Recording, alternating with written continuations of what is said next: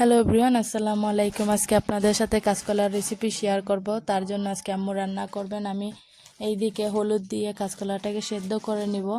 অনেকেই আছে কাঁচকলা তেলে ভেজে রান্না করে, আমিও তেলে ভেজে রান্না করি কাঁচকলা। তার জন্য আজকে মাছটা বিরান করে নিব। আর অন্যদিকে পাকোড়াও তৈরি করব আমার ছেলে মেয়ের জন্য। পাকোড়া খেতে তাদের অনেক ভালো লাগে, এমনি লাল শাক তারা খায় না, তাই তাদের জন্য প্রায় সময় লাল শাকের পাকোড়া তৈরি করি, কারণ তাদের লাল শাকের পাকোড়া খেতে অনেক ভালো লাগে। আর শীতের সময় প্রায় সময় আম্মু বাহিরে রান্না করেন।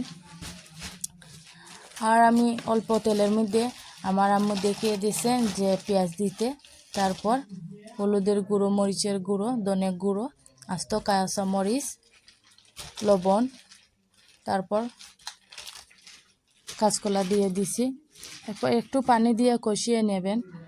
বাকি এটুকু আমি ভিডিও করতে পারি না, কারণ আমার একটা কাজ পড়ে গেছে, তাই চলে আসলাম। নামানোর পর একটু ভিডিও করে দেখি।